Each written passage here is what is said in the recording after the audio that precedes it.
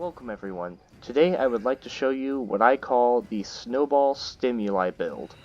The entire idea is to overstimulate our enemies, or survivors, and absolutely snowball our way to a 4K.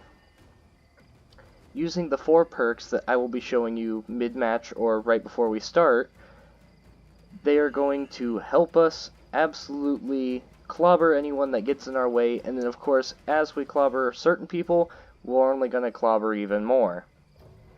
It gets to a degree, especially during the event, to where most people either want to give up, don't care to play anymore, or will just kind of wait it out. Either way, you're kind of evil for running this build if you really feel like it. But, of course, you know, sometimes you feel like being a little mean. Anyways, I hope you enjoy these next 2 matches showing you this build. Alrighty, here we are. Let's see what we can do. Alright, using the tricks that we can already see, we have an invitation as well as party totems later. If we can get 2 quick downs, and then that's our add-on playing at work.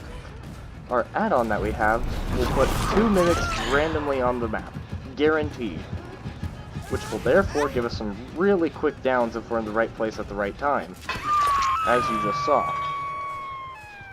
This will possibly let us snowball to party totems, which therefore, of course, will stimulate survivors to want to go for them. And then we also have friends till the end, where, as you just saw, we get to see their aura, and can possibly get a quick down. Yep, just like that. Therefore snowballing even further.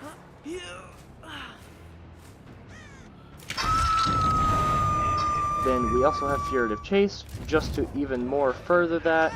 Say we want to go jump scare some people, then of course we can.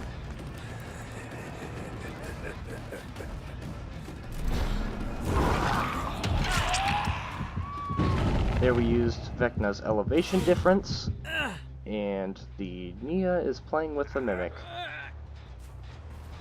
Did she forget about it already?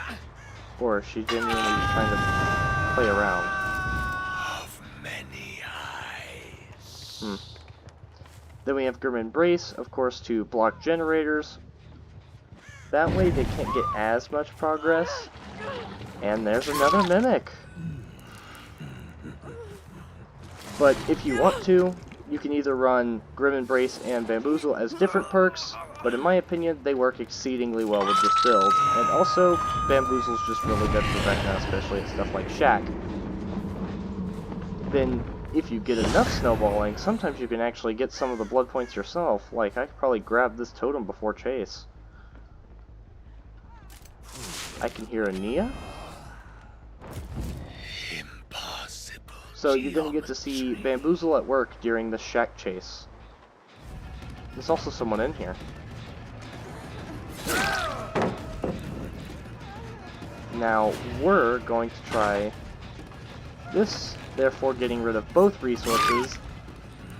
And now Shack's basically useless. You'll also learn, using the invitations from the event, that you can get one of Vecna's eerie add-ons on any killer. The Vorpal Sword will make it where, of course, they can't cross over pallets for 3.2 seconds until Mage Hand breaks it. But with the anniversary, instead of having to bring the add-on, we can just do it with our invitation.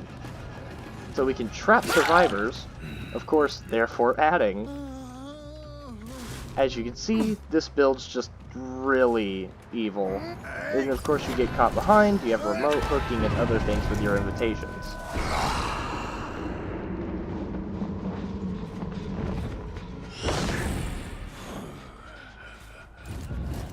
Hate me.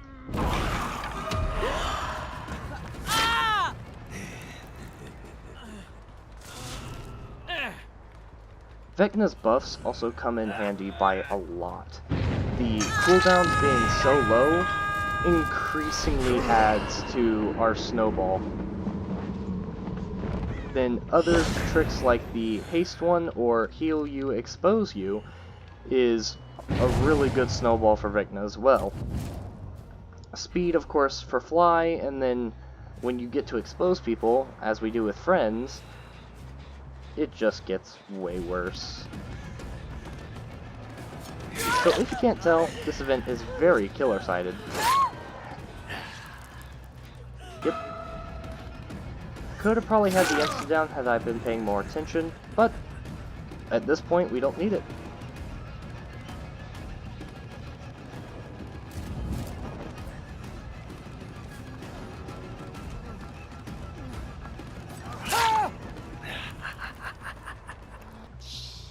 Oh, wait, hold on.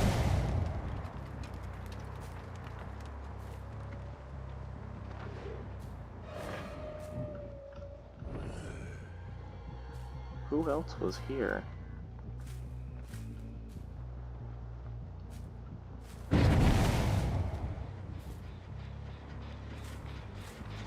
Joy.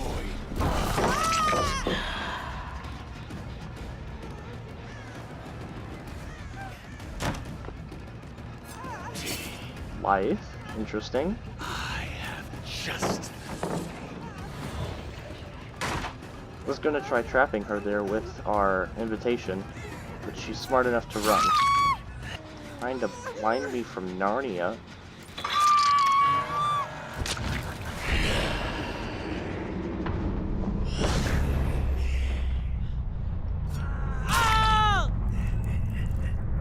And we just outplay the loop.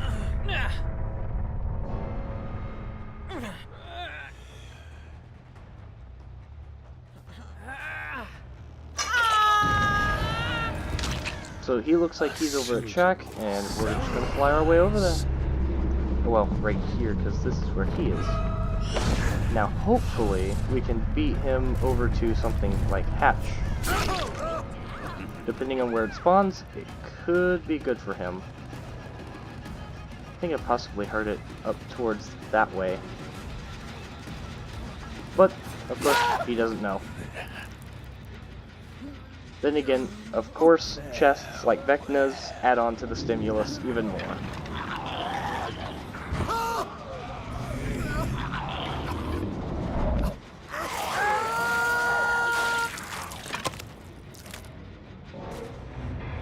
And there you have it. Ended the game at 5 gens. Very good build against anybody who isn't experienced by like multiple thousands of hours, or just genuinely somewhat crazy in the head. I will be seeing y'all in the second match. Alrighty, here for the second match. Family residence and spawns somewhat in the middle. Not the greatest of spawns, but we can probably find where survivors are quite quickly. Most of the time they're almost exactly opposite from where you are. Instantly finds both of our mimics. Try trapping him, and that's exactly what happened.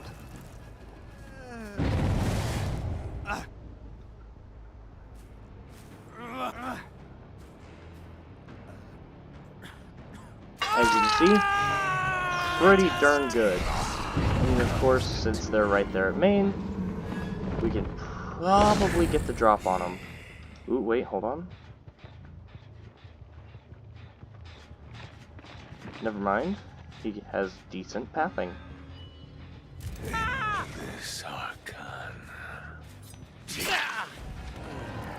We'll just try again.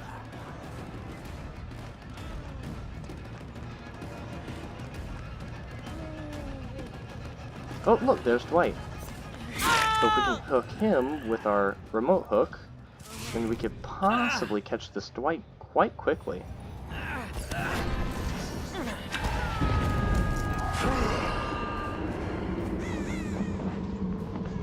Look, he's still trying to go for Vecna chests.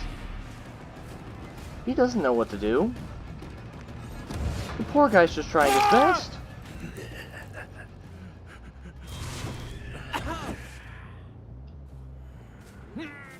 And if they're fixing to do a gen, then guess what? We're fixing to hit party totems.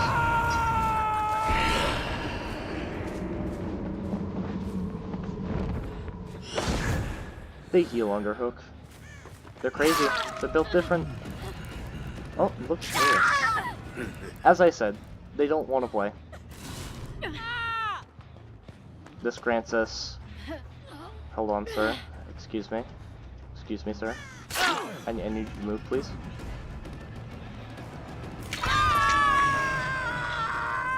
Biggest snowball of all time. Sacrifice.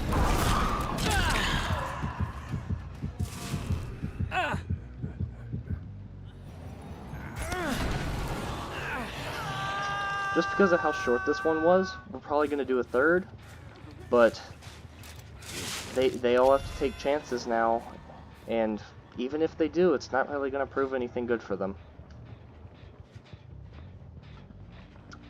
If anything happens, I will be showing y'all, but if nothing else changes, we're going to go ahead and move over to the third match. Alrighty, this is our third and final match. And we get an inside map this time, so it could play a lot differently. We already see survivors right out the gates. Doesn't find our mimic. I wish to watch. She's gonna try playing the pallet. We just instantly down, and they're gonna run.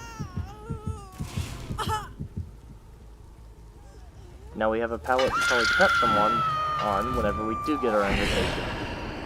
If we can get it possibly quickly, get right here, that means whenever they go to save, we could probably get a really quick down.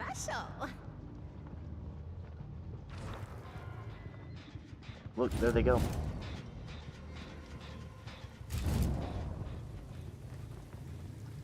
Who was this?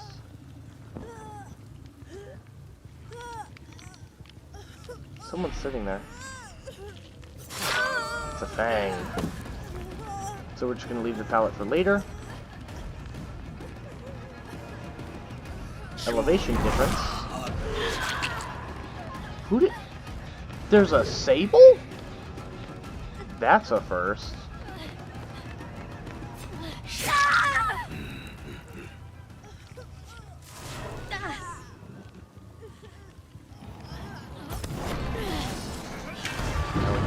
That. Of course, because we have the thing injured. Sacrifice. And also, probably get a quick down. Buried And she dropped party pallet, therefore we get the down. Now, we just have the David.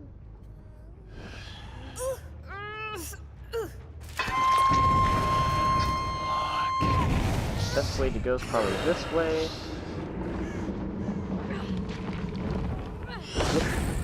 There they are. Barely didn't get that hit.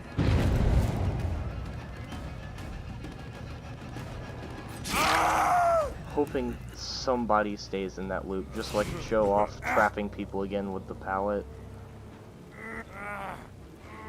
I think it's such an interesting mechanic. But they do get to recover a bit.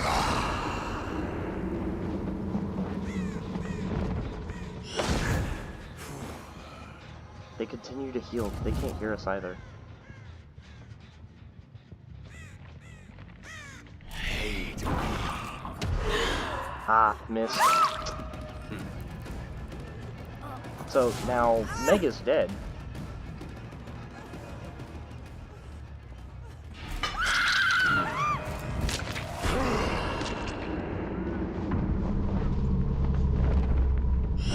Sadly, we won't be able to make the vault. But now we know that Sable has made a poor decision and possibly gets a trapper over here.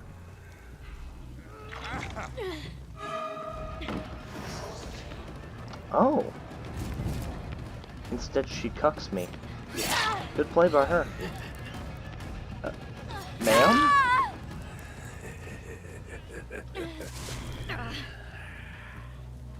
Again, they just get overstimulated. They don't know what to do.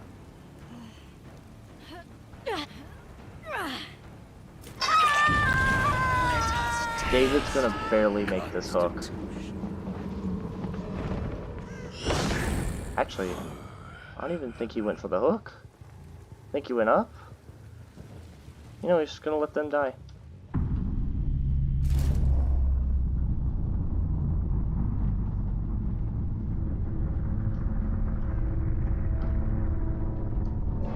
I can't believe I just did that. But, of course, now we get to catch him. It's a game over.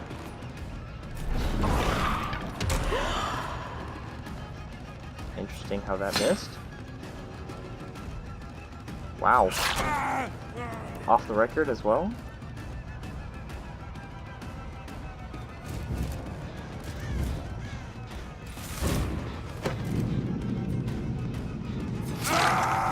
And that's game over.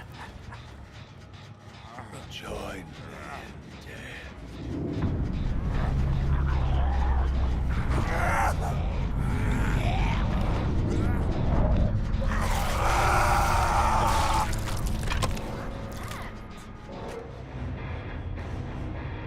Alright, thank you everyone for joining me with these.